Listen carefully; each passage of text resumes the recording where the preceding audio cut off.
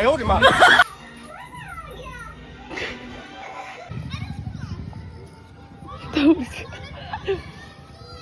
！Khiếp cái đấy nè, cây nó. Hello everyone, welcome to my channel. That I'm Nocturne. Adom yam ay ngasiki video sa di lunch thong na adom ay vlog sa number ore. Ay ang video sida kaino motor tanggal di uti thong ni baka. Hi. Ma ay na video number sida ma so yaw na bagi kana chele ina ba. Sidalaw yaw ni law.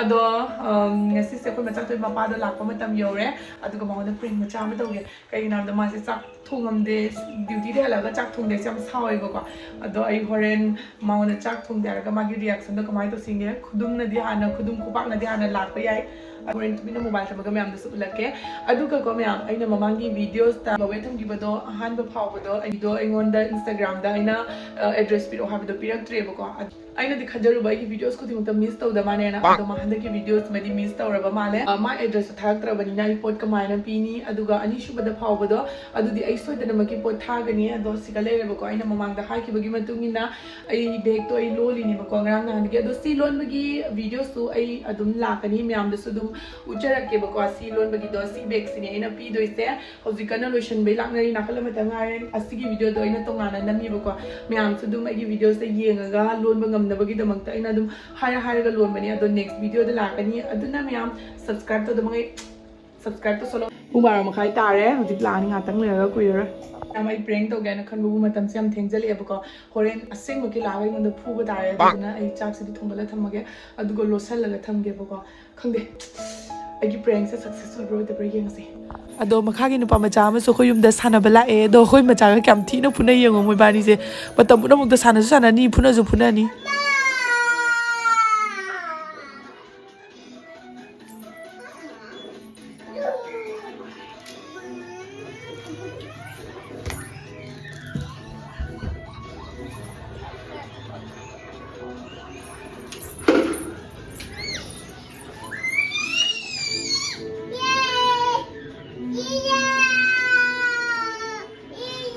Mana uci ra ba tau sao uci ra ba kharung ma pan khau sa ba sendrang la e phadrang uci ra ba kharung ma pan khau sa ba sendrang la e phadrang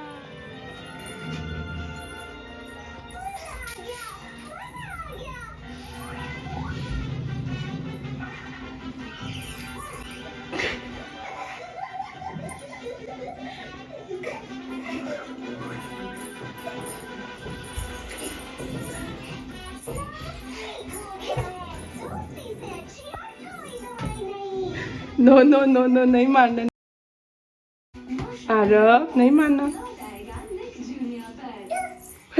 गिर जाएगा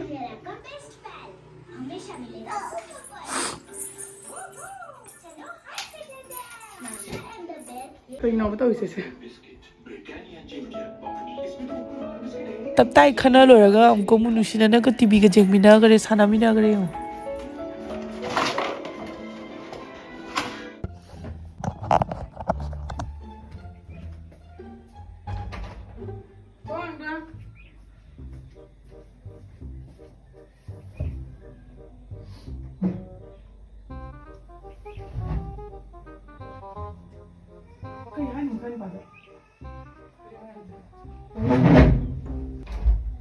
What if you do?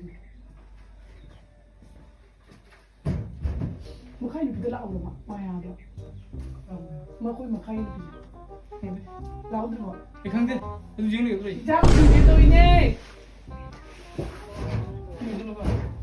Ini sini. Ini cakap tu ni. Tahu tak? Cakap tu ni. Ini cakap tu ni. Tahu lagi tak? Kita tu lagi tak? Ini apa ini? Dapat lah. Kita jus kasi tinggal tanah lele sini. Ini dah juga. Ini kita. Ay na chan pi sana bada ne zoom de lo ay ta khai da ne ay chak thum ngam de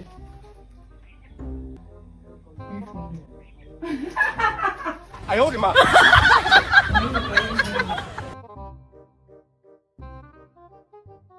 Kay kanina.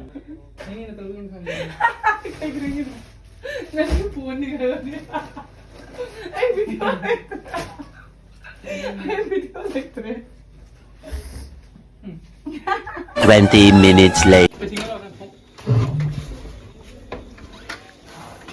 Bye bye. Yeah. Mira, bye bye na nagkamti na wala ko lang nga. Ma'am, ako sa huzig duty chakre ba ko ado ina huzig khar ke sale ye manipur de ki poche thabire adu so ina khwai mate ki pamjaba ma'am de yang halake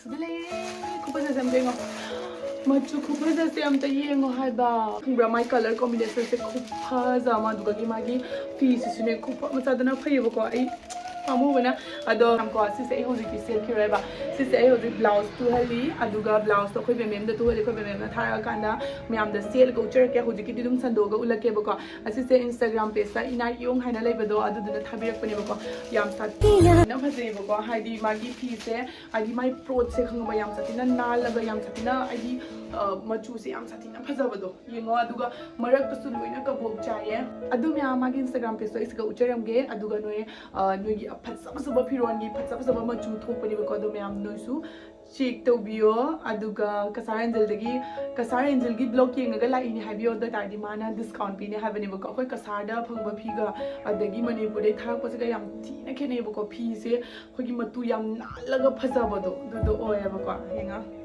I inga the Opamuri, I hang blouse tour kind of person, I am the Illaga Yang Halake, Hingo, sister. Zama Zadra Pazamiam, I'm a chintina there. The game of Warishina Gadribado, and the sweet Kamati, Payaraga di Jam Santina, friendly way. I got a hand warishina, but the Guinea Kovani say, Koyichahika, the Gi, quick hunger, Warishina, at the mind Shuna Nevoco, Ado Id, Yam Satinaki best friend, or Revoco. I had so low kinima one the gi, I was said Kara, Sigasiga said Karamoi order to Univoco, Nemoki, the Magi, Bemgi, put a Moglokini at the lower Gasamiam, the Ucherke, Hadi, puts a purpose in a piece of purpose in any ko aina low do ise mi se am nan thopu dumai tawe ko ma chu chu mana khalla ka pibirak pane ma samak na makhut na sajai ni amang na mogi family na makhut mang na sajaraga tawbani ado haidi piece su yam na le ne ko ado ai se setting mana lora ba ado setting mana lora ga su phanek to tai dribani na kamai set kani phanek se ai tai bagi damak to jik swai da dorji thiru doini phanek ga smain tayu smain to na haya kan tai halaga aduga mayam da se laga ulakke ado ipaman kita na ngasi egi vlog sila dum papa bani yam school learning bataraga di maman home na pi doine aina haina na thaba bani adu dina yam chalaga yang na hangbiyo magi instagram page siga mama phazabra oh phazai si ngo mayam kaino to wisana si karana to inu mata thuai karana to inu sia ha chalu thuna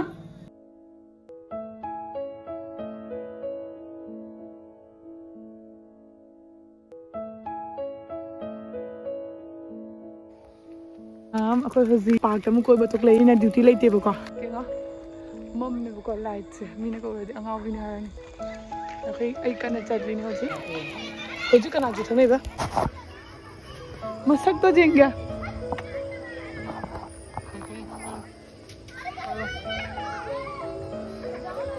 omanu kana pai wonda ni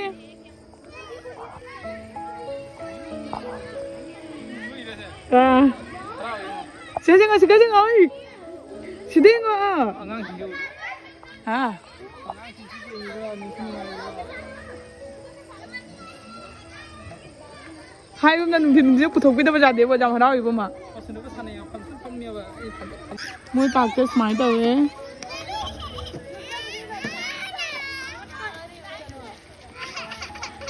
À. Thằng 싫어, thằng 싫어. 인도네.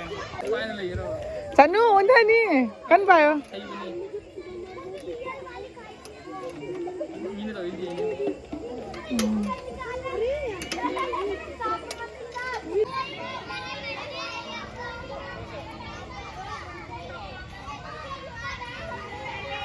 Itu wine tu. Masuk kakak ni ba? La, mama sana.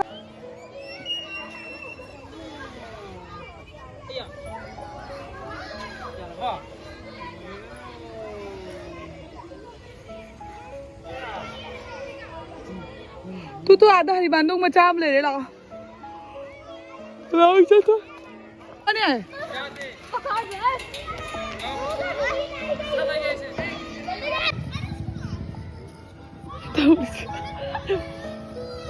Hip करे ने कहीं ना तो उसी बू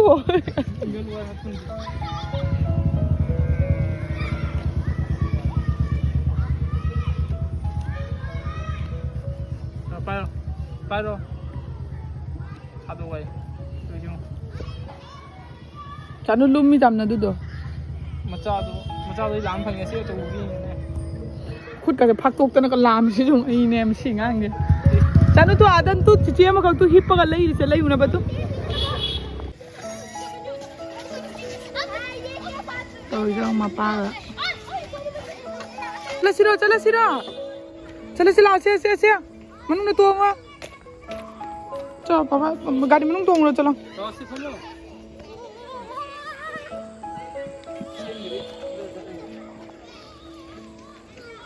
그렇지. 반탄은 놈들이